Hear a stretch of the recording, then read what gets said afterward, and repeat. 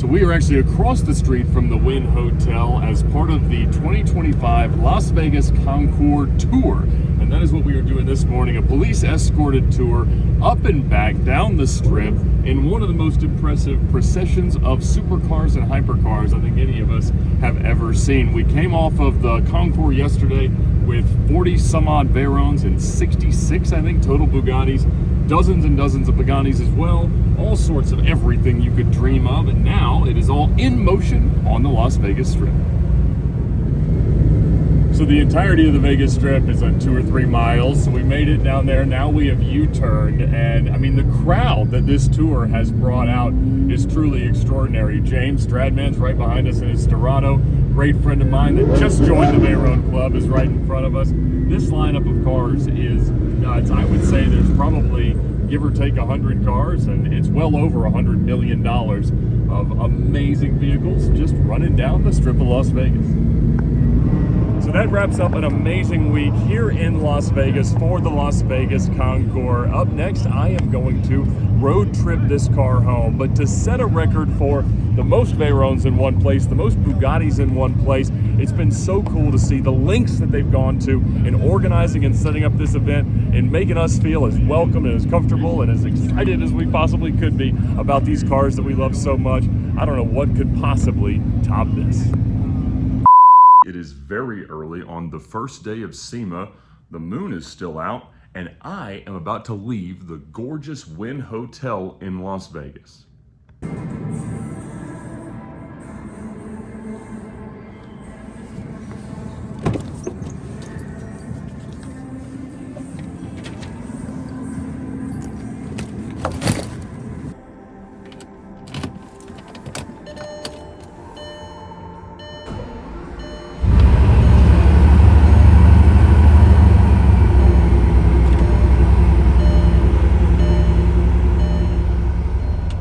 It is 4:30 in the morning in Las Vegas, and I am leaving on the first day of SEMA after being here for the Las Vegas Concours. And rather than taking an Uber to the airport, I am pulling out of the Wynn parking garage in my 2012 Bugatti Veyron Grand Sport, and I'm going to drive it 2,000 miles home to Atlanta, which there is nothing that I would rather be doing today.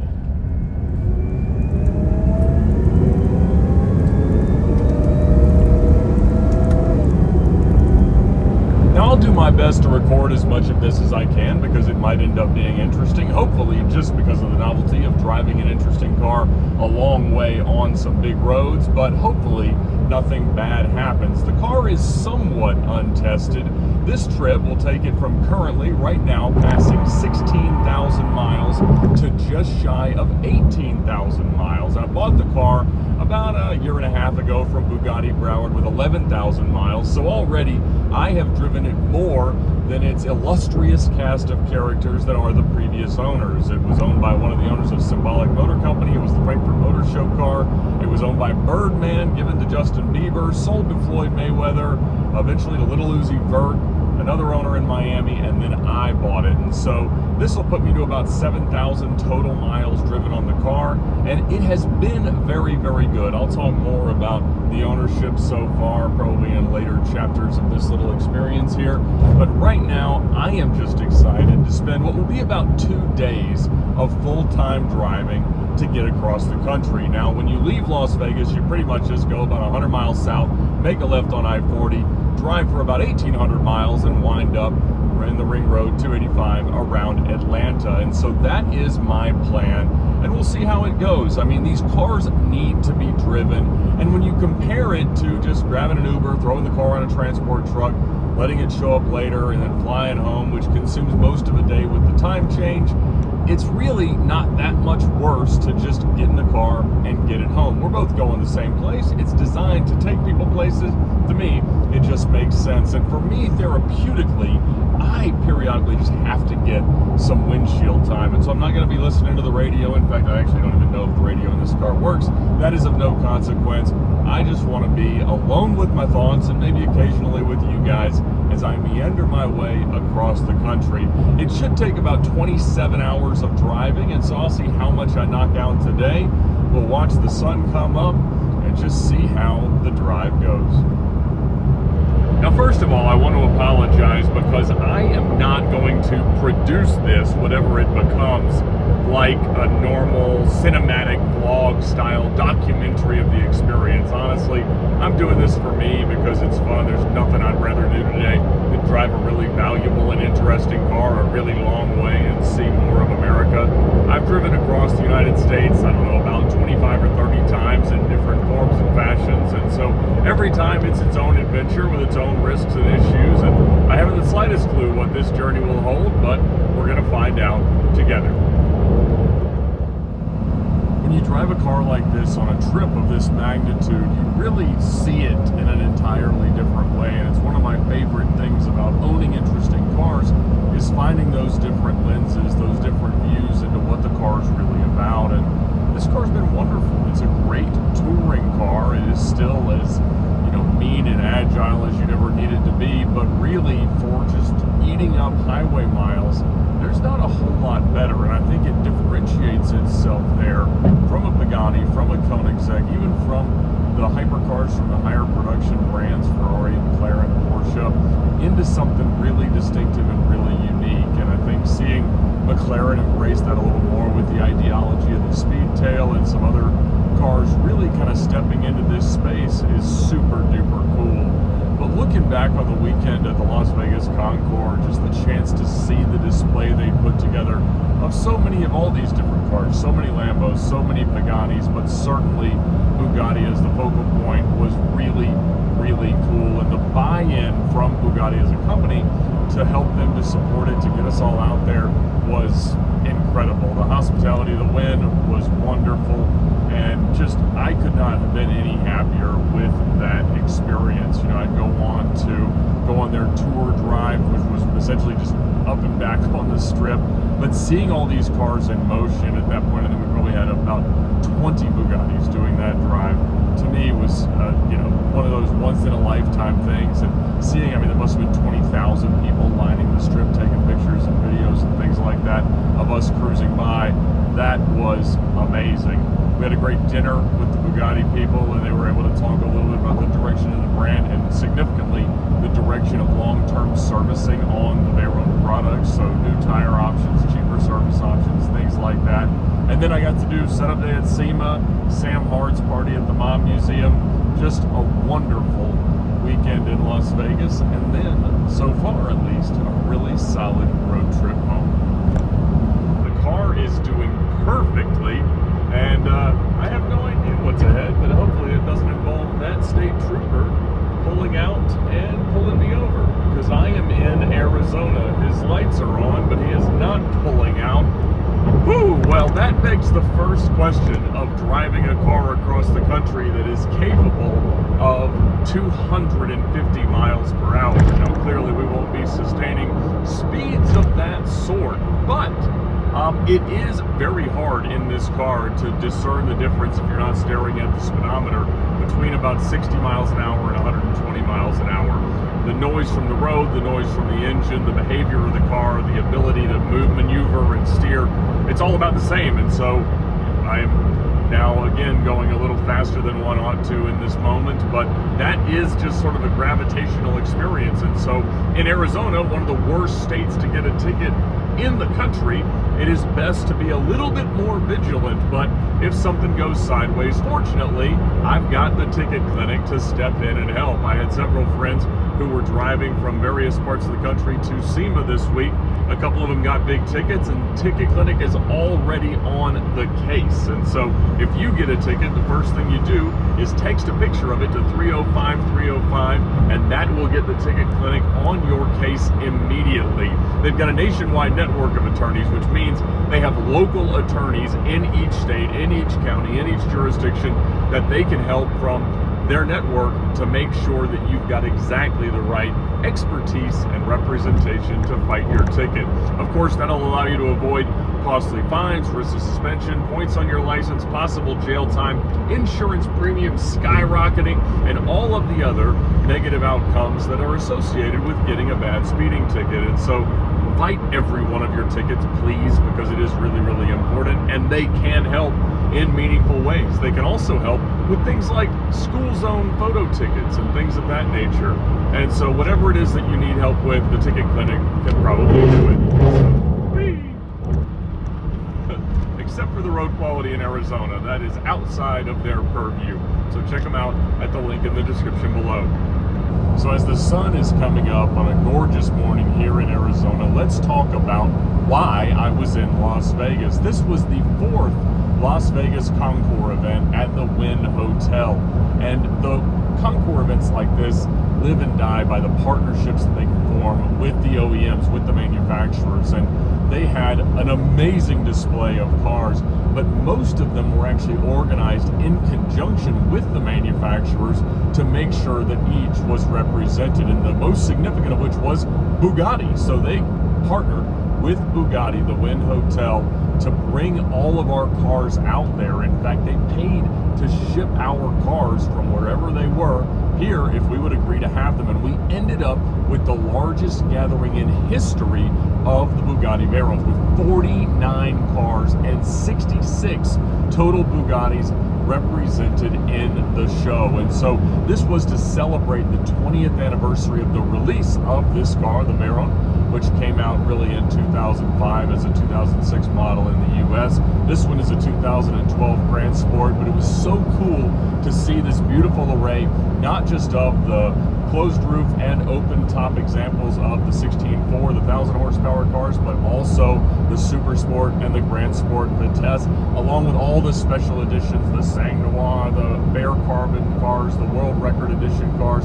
So many amazing Bugattis there, all of them very special. And getting to meet the owners, hear their stories, and see them all was a very, very special experience. And so I flew in on Saturday morning to meet my car, which had actually been in the area for about 10 days prior, because the only thing that was really left on the punch list of this car to get it ready for driving like this was replacing the CV boots, the axle boots on the front. They were proper mangled up and destroyed, and Bugatti only sells them really with the axles included, so it's like $60,000. But Houston Crosta and his team have had them remade, just the boots, because they are kind of a rare item that go bad on a lot of these cars. And so he was able to install them much less expensively than that. And so now there's really nothing outstanding on the big service or repair needs on this car. Now, it's ridiculous that I bought the car long enough ago, and 5,000-6,000 miles ago, and haven't addressed all of them, but quite honestly, I just couldn't afford it. So that's not what you like to hear or want to hear from a Bugatti owner. But hey, me and Premier Financial Services are continuing to press forward on that arrangement, and I am enjoying every single mile. Now, one of the biggest tests of this drive, of course, is going to be my wheels. And so I've got my cheap Chinese wheels with the Chiron spec tires on the car, and so far I have not noticed any issues or pathologies related to that wheel and tire system. I'm not getting traction control intervention, I'm not getting it binding or catching or giving me any issues. And so the report from Bugatti has been that they are going to make their own wheel for the Veyron that accommodates these tires, and they said that that will be released hopefully sometime around the end of next year. And so I feel better knowing that this seems to be the path that Bugatti is on. And they talked to me a little bit about how I've got to be careful about maybe hitting bumps at full lock or anything, which is really an unlikely scenario. And so it seems like we're going to be okay, and I'm not going to boil my diffs or blow up the transmission or do anything like that along my drive today. Now, of course, the biggest question that comes up when you talk about driving a car like this, a distance like this, is the economics of it all. And I made a video talking about the economics of the purchase. I've talked about my expenses and ownership for that first year, and generally speaking, it's been about $10 per mile. So that would imply that a 2,000 mile trip is a $20,000 expenditure, and that's not really the case, because most of those expenses are really mileage independent. They are going to be fixed costs that are going to be divided by however many miles you drive during that year. And I talked about the fact that the previous owner from me spent about $1,000 a mile because he lost $1 million in owning the car for about 18 months and driving it 900 miles. And so that's something that's just impossible for me to wrap my head around. And my process, my design of ownership in these cars really only works if there isn't that kind of catastrophic depreciation, which obviously I'd have no hope of affording. And so the best thing to do to me is really divide those fixed costs by as many miles as you possibly can, because it's not like I'm going to run up against a 15,000 mile year that's going to mean multiple oil changes or something like that. I'm going to keep track and make sure that the oil level's always where it needs to be, which is very easy to do on the car, and then just drive it. Now, the car gets about 8, 9, 10 miles per gallon around normal day-to-day driving. On the highway, it's a little bit better. So far in this first 115 miles, I'm averaging about 12.9 miles per gallon. But if you call it 10 miles per gallon, I'm going to run through 200 gallons of $4 a gallon premium fuel. So that's about $800 of the journey. I will use about 20% of my tires, which is about $400 worth of tire wear. Theoretically, you would say that I'm going to use about 10 to 15% of a $20,000 annual service. Again, that's kind of independent. I don't know that you really want to assign that. It doesn't really change my insurance to drive it this much. The other things that are likely to be kind of wear items, consumable items, brakes, things like that, are of no real mileage consequence either. And so it's probably, as it all comes out in the wash, about a $5,000 journey, which is a lot and not really the way that I'm going to look at it in my head. The other way to look at it is the fact that at the Las Vegas Concours, there was an auction from Broad Arrow, and they had a 2010 Veyron Coupe, a 16.4 coupe with about 6,000 miles, a very nice car, and it's a fairly standard spec, French Racing Blue over black, but it was a really, really great example, and it brought $2.2 million. And so that would indicate that, in most cases, the open roof examples have been worth about $1 million more than you could at the time of bought a pretty decent, example of the same, or all things being equal, example of a coupe. So that would say that my car could be pushing $3 million in value, and I bought it for about 1.45 with a laundry list of needs. And so if that's actually the case, then all these kind of costs of utilizing the car and driving the car and kind of dialing the car in don't actually matter at all, because they're all being grossly overcome by, I guess, the appreciation of the cars kind of in this season of their existence. And so I don't know if the car's worth that much. I am not a seller at any of those numbers. I am loving the car, truly happy with it, and whatever happens, I'm enjoying every single mile. Getting close to Flagstaff, Arizona, having our first fuel stop. Beautiful morning out here. A little cold, in the high 30s, but the car is running great. The sun is shining. What could be any better than this? All right. Fuel stop 2 is in Gallup, New Mexico. I'm about 450 miles in, and the car's doing great. We are up to a 13.7 mile per gallon average. And that starts to beg the question, well, what do you eat when you drive a long way without trying to spend too much time stopped? And the answer is a lot of junk food. And at the moment, it is going to be some gummy worms and some lime-flavored fizzy water.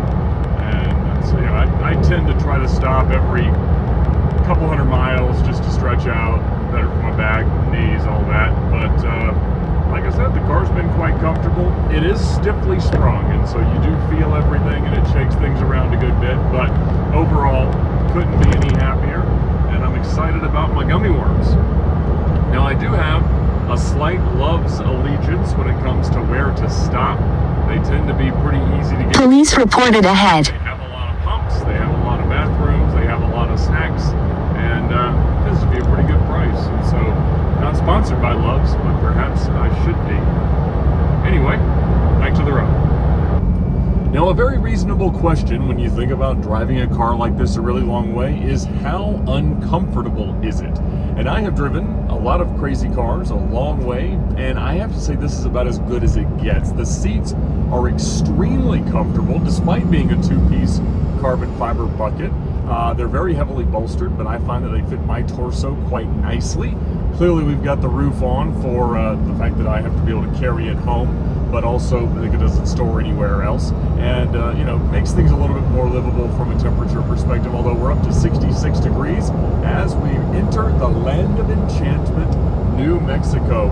Gorgeous rock formations, everything you could dream of in terms of road trip vistas.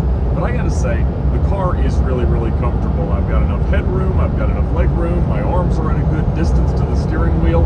I love this car as a Grand Touring car. It does track with the road a little more aggressively than you might expect, and so as I hit an expansion joint on that bridge, it does move the car a bit. So it is a two hands on the wheel sort of adventure, and you get the idea. But so far, things are going really well. The car is behaving. We're making good time, and I need to go about 3 times as far total as I've gone so far today. Well, the great state of New Mexico became a little less enchanting than the billboards might have implied.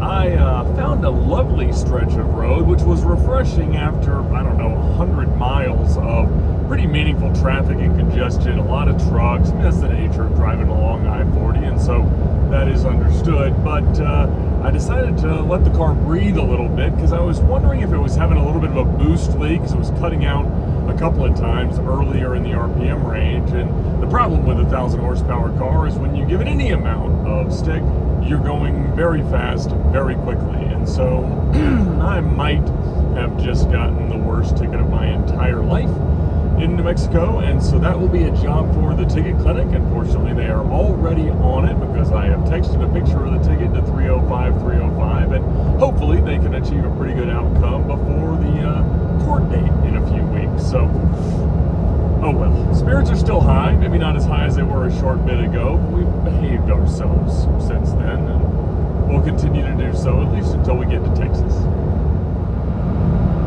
Now, prior to this drive, I had the team at AP3 install the XPEL windshield film because, especially on the West Coast or in the Western United States, when you're driving on these big open roads, getting rocks flying up is a much bigger risk, and breaking a windshield on this car, I'd have to imagine would cost $30,000 or $40,000. And so, if you could avoid something like that, I would certainly suggest it. And so, in the same way that we had them install the same film on the McLaren F1 from the Revs Institute before we took it on the F1 Owners Club tour last month, they did that to this car, and it gives me a little bit more peace of mind as I see bugs and things splattering across it, that I'm probably not going to have to buy a windshield on the other end of this journey. Continue on I-40 East, entering Texas. Icy in hand, and mercifully I am exiting the state of New Mexico. It has been a long one, but not nearly as long as this next one, because we are in Texas. And when you drive west to east or east to west along I-40, you are going to spend about half your drive in Texas. And so I will not make it all the way through there tonight.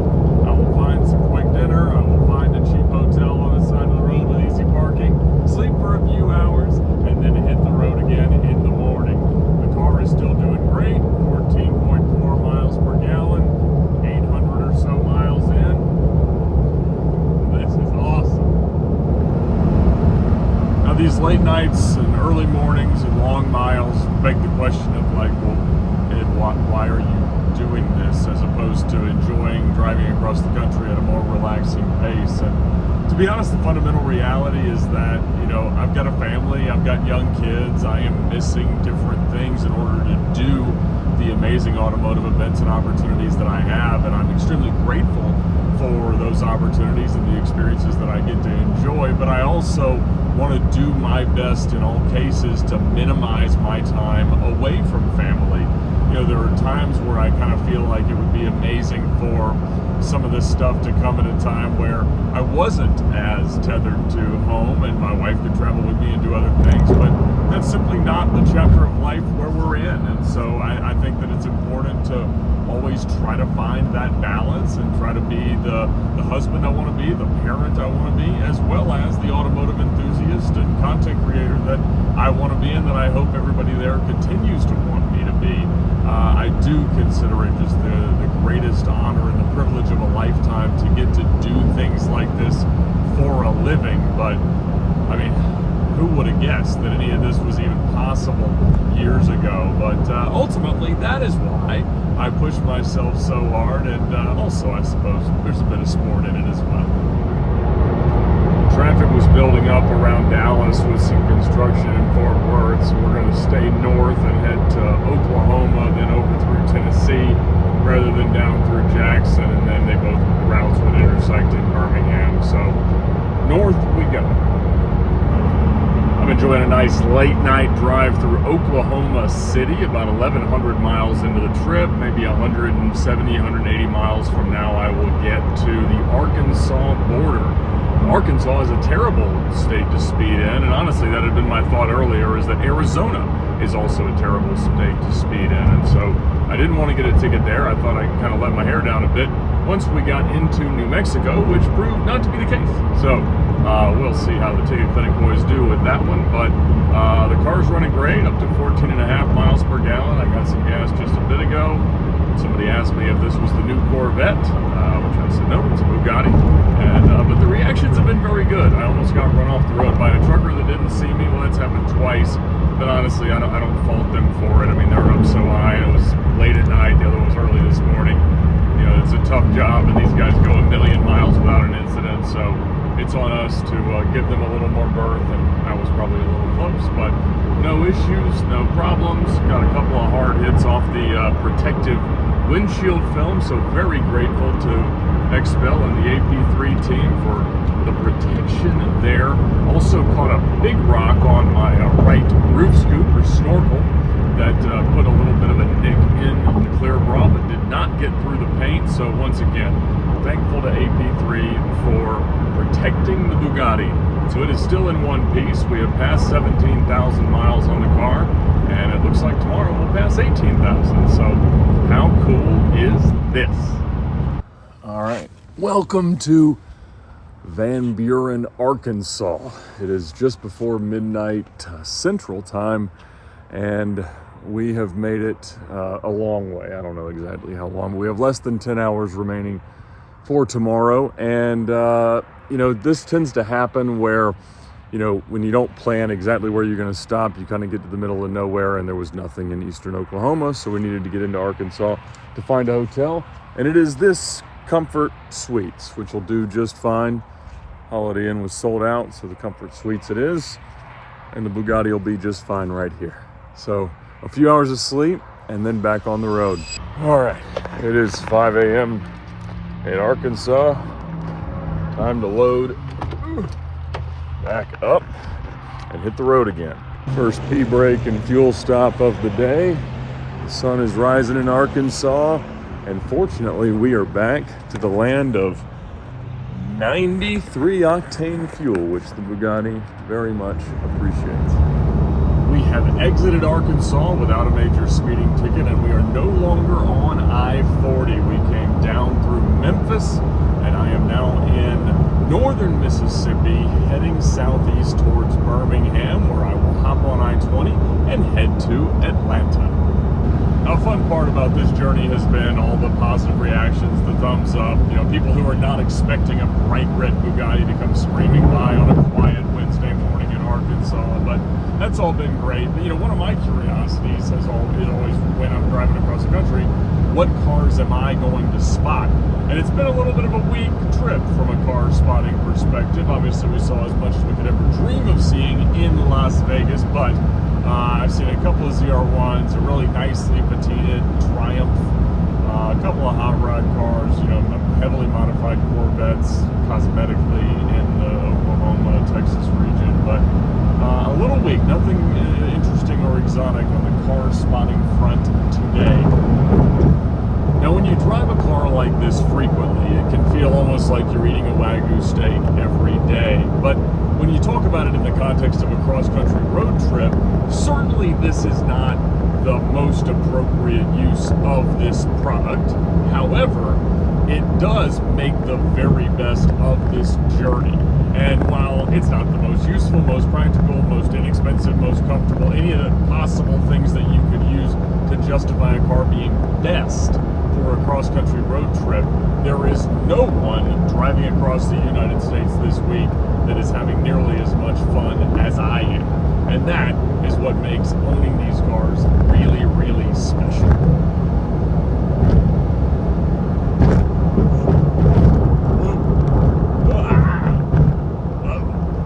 Big bucks.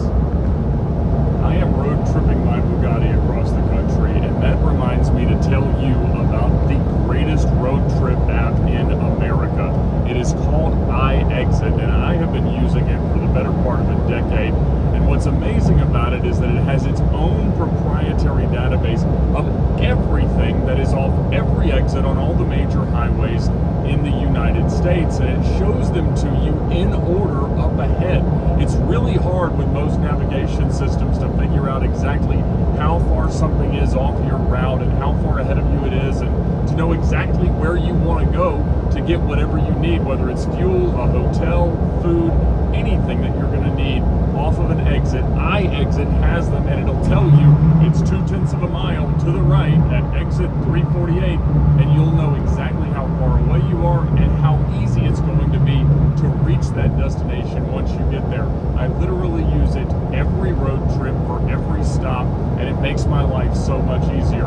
It's like the cheat code for cannonballing, because you always want a large gas station on the right, off the exit, easy access, and iExit is truly the best way to find those whenever you need them. So download the iExit app now at the link in the description below. Let us know what you think, but I know that you're going to love it just as much as I do. One rule of road tripping is that if you drive due east at sunrise or due west at sunset, you will drive straight into the sun. And it is one of the more exhausting segments of a trip like this. Dump truck likes the car, but yeah, so that's where we're at right now, is just trying to avoid crashing into something straight in front of you because you can't see it. Interstate 22 in northern Alabama may be the highest quality highway in the country. There's a cop. So we're not going too fast, but we're having a good time, and it is as smooth as an asphalt road can possibly be with concrete bridges. But it does not get any better in terms of highway quality than I-22 in northern Alabama. Really wonderful. Lots of cops though. I am almost to Birmingham, and certainly in the home stretch of this journey across the country, and the car is running better than I ever imagined it would. Not only are there no new issues, but it is accelerating more smoothly, braking more smoothly, shifting better, sounding better, just driving better than it ever has in my ownership of it. The tires are doing great, the wheels are doing great, I'm not having any steering issues or suspension problems. Everything is behaving itself, and that is what these cars really need, is just to get a lot of low load miles to let everything lubricate, let everything work, experience all the different environments in which different systems would be tested, and come out of it a whole lot better. Well, my goal was to make it back to Atlanta before the afternoon rush hour. That would make it a lot more traffic filled for my final hour of the drive, and I may have gotten here just a bit too late for that, but it is still, I don't know, 3, 4 o'clock, and we've made great time, so I will just grin, bear it, and hey, at least I'm sitting in a Bugatti, even if it's at 8 miles an hour. it is just before 4 p.m. here in Atlanta, and this journey started around 4 a.m. yesterday in Las Vegas. So 36 hours plus the 3-hour time change later, I am just a few miles away from my house, and me and the car are already here, as opposed to taking an hour to get an Uber and over to the airport, and then a couple hours through security with the cushion for the government shutdown, and a 3.5 or 4 hour flight, plus an hour Uber North, plus a 3-hour time change. I don't know, 11, 12 hours it could have taken for me to get here. But this was so much better, and I didn't have to deal with transporters. I didn't have to contract every communicative disease that's available in both airports, and I got to experience America and this car in such a unique way. In dozens of trips across the country, it's never the same thing, and hopefully it's never even in the same car, because it's always unique and always worthwhile. And the chance to bond with a car and understand it in this way is just the greatest thing in the world. And I gotta say, the car loves it too. You know, the temperature did start to creep up on the oil as we sat in traffic coming into Atlanta. Maybe got to 225, 230 Fahrenheit, but it came right back down with a little redneck radiator, turn the heat on, and speed back up eventually. And it's all happy. It's not misfiring. There's no check engine codes. The transmission's working better. The engine's revving smoother. It starts as fast as you ask it to. The car couldn't have loved it anymore. It's a lot like the good old Italian tune-ups that we used to talk about, where you just take a car out and rip on it. But in modern cars with so many sensors and so many systems, this is how you make them happy. It's a shame that we just take them out for special events or special drives, because the engineers that made these cars so great wanted you to be able to drive them exactly like this. And so that's what makes it so much fun. And, you know, standing there in a sea of Bugattis, I didn't know that I could have loved mine anymore. But 2,000 miles later and back at my house, I can say that I sure do. So thank you so much for coming along for the journey. And thank you so much for watching. I hope you enjoyed it half as much as I did, because I certainly have had a blast. Hopefully that ticket doesn't amount to much, but either way, it's maybe the cost of doing business, and certainly worth every penny, as is this car. It just keeps getting better and better. And nothing makes your dream car feel more like your car than actually taking it on a journey like this. And it's always a new experience. It's always awesome. And I don't know, I couldn't have enjoyed that anymore. And generally, I made it back to Atlanta before the traffic got too bad. So I will see you and whatever car is on it on the next journey.